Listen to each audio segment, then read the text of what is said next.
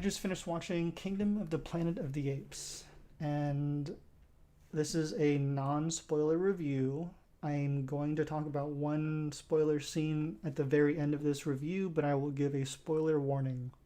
95% of this you should be able to listen to just fine, okay? I'm not going to get too into it. I do want to lead with I have very low stakes in this film because I am not a huge Planet of the Apes fan. I saw the original a long, long time ago, like once. So I need to go back and rewatch all these old films. I just didn't make the time to do it in time for this movie to come out. So that's on me. I would like to put out a video in the future where we rank I talk about my favorite ones and get more into the universe a bit more.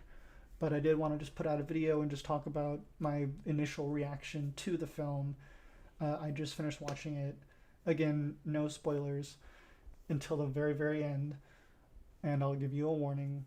But yes, so I am a fan of the Caesar trilogy.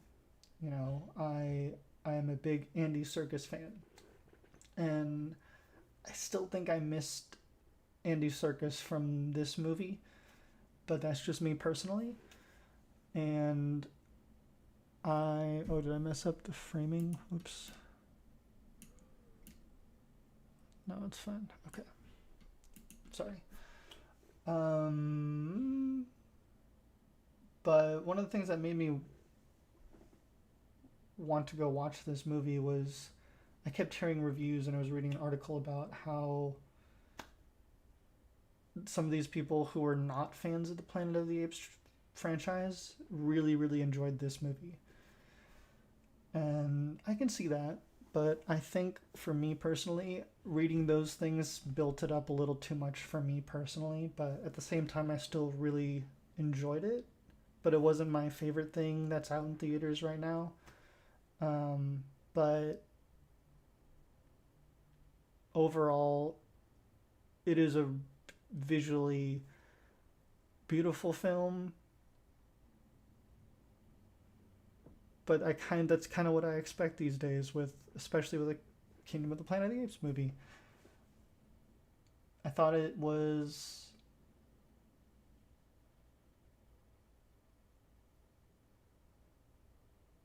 for introducing new characters, I thought it did a good job, but I still just miss Caesar and Andy Serkis's performance. But not that these people did a bad job.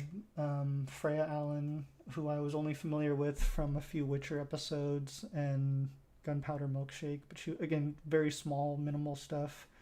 Clearly, her biggest role was this, and she did a good job. You know, she's gonna get more work, I'm sure. Owen Teague, who I was not familiar with, but him playing Noah, I mean that's a big kind of footsteps to follow in Andy Serkis's, you know, shadow.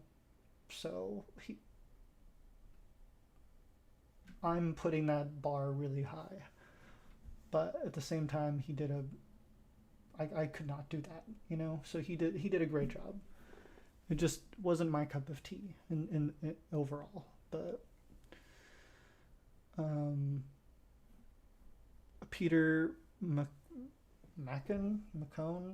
I could be pronouncing that wrong. Macon played Raka over here. He did a great job. Everyone did a great job. Oh my God, what's his name? Who I just saw in. Well, he was in Abigail. Kevin Durand, who plays our nemesis in the film Proximus Caesar, and very impressed. No, he did a really great job. I also just watched him recently because we're doing an X-Men rewatch.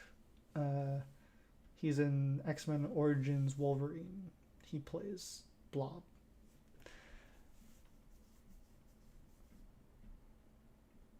But overall, it was a fun film. I don't want to dive too much into it other than, you know, it takes place 300 years after the Caesar trilogy.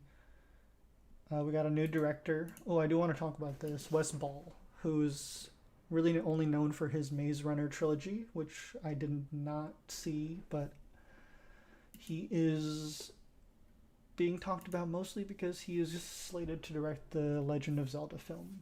So this is definitely like his like proving grounds. Like, so I don't have a lot of stake in Zelda. I didn't play the games growing up, but I know it means a lot to a lot of people. So I'm more curious to see the fans' reactions to this film and leading up to Legend of Zelda, and if they think he can handle that movie. But for a guy who only did the Maze Runner trilogy and stepping into the Planet of the Apes movie for the first time, he did a pretty good job. Again, I need to rewatch all of them to really have a final say on what I think is the best, in my opinion. It's got, let's see, with the original.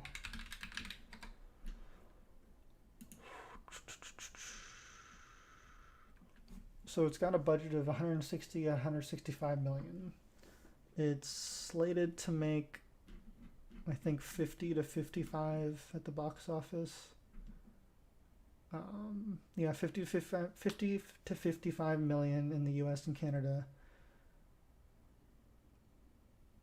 for the opening weekend. And the film's at 6.6 million right now from preview screenings. 1.6 million on Wednesday for an early show, sneak preview, and then 5 million on Thursday for our preview screenings. So it's got Friday, Saturday, and Sunday. We'll see how it does. Hopefully old fans are pleased. But I think it also is a introductory for a lot of new fans as well. I'm just not super invested in this franchise personally, but I know it means a lot to many people. So I certainly didn't think it was bad. I just wasn't as mesmerized by it I was not as mesmerized by it as some other people were. But that's just me. The last thing I want to talk about is spoiler related to the ending. So spoiler warning. I'm going to dive into the scene I'm going to talk about right now, which is the ending. Freya's character, May, at the very end, what I felt was a very built up scene ending of this like trust and friendship sort of didn't feel right, because what I felt she actually did was lie and be deceptive to Noah's character. And I feel like there's a lot more to what she took than what she said to him, you know? And yeah, it ended up being for communications and all, but I don't know, it looked like a hard drive, you know, it could have been so much more. I don't know, what did you guys think? I just felt like it did not give off deceptive vibes as much as it should have, because I don't know. I felt like she didn't tell him as much as she should have about what she was actually doing. But that's just me. What did you guys think? Thank you for watching.